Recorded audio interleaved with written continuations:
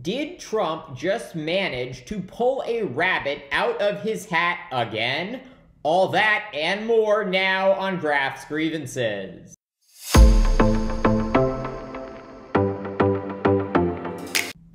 New York Attorney General Letitia James counting down the hours now until she could potentially seize some of former President Donald Trump's largest real estate assets. This coming after Trump's lawyers informed the court that their client had failed to secure an appeal bond for the roughly $500 million judgment against him.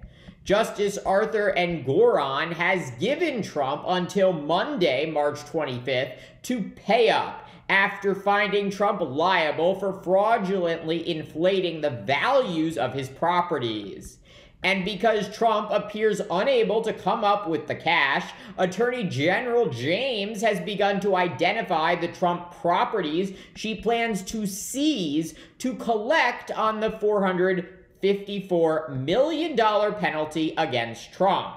But just as Trump finally appeared to be on the cusp of facing at least some consequence for his lifetime of impropriety, he might just have pulled a rabbit out of his very deep hat. This morning, investors approving a plan to take Trump's struggling social media company, Truth Social, public. The green light from shareholders setting Trump up for a roughly $3 billion windfall thanks to his approximately 60% stake in the company.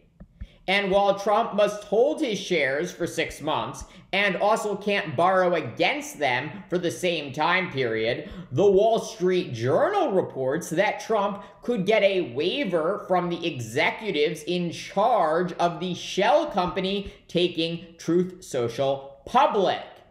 And there is very good reason to believe that Trump could get such a waiver so he can cover his massive civil fraud penalty and prevent any of his assets from being snatched up by the state of New York.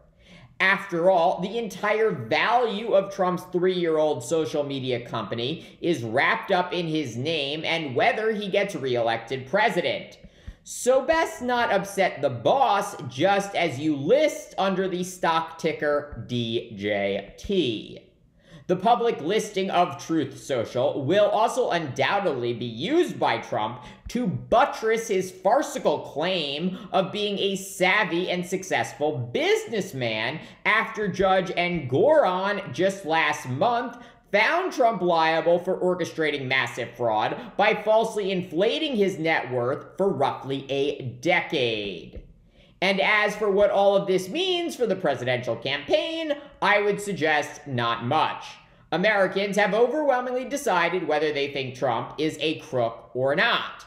And even if Trump is unable to post bond Monday, the seizure of his assets will only help him politically by making him look like a victim of an overzealous liberal prosecutor. Trump's unique ability to get out of jail free, time and time again, extraordinarily frustrating for those of us who believe in America's promise of equal justice under the law. But I haven't lost hope that Trump will be held accountable. And I urge you not to either. Remember, Trump was already found liable by Judge Engoron in his civil fraud case. And Trump was also found liable for sexually abusing the writer E. Jean Carroll and defaming her not once, but twice. This is not the scorecard of a winner. And on April 15th, Trump will likely become the first former president in U.S. history to be tried criminally when Manhattan District Attorney Alvin Bragg's hush money case against Trump commences. All of this is to say nothing of the criminal charges Trump faces in Georgia, Washington, D.C., and Florida for election interference and hoarding classified documents. We can simultaneously acknowledge that Trump has had a masterful ability to outrun the law while recognizing that the law is indeed catching up to him. And it is crucial that we, law-abiding Americans, realize this. Trump and his cronies want us to give up and want our country, the most powerful in the world, to be turned over to him. We owe it to ourselves, our ancestors, our children, and anyone who has ever believed in the American dream to never let this happen. Thank you for watching Graf's Grievances. Let me know what you think. Please like, subscribe, share. It really helps me grow this channel, and join me tomorrow for more.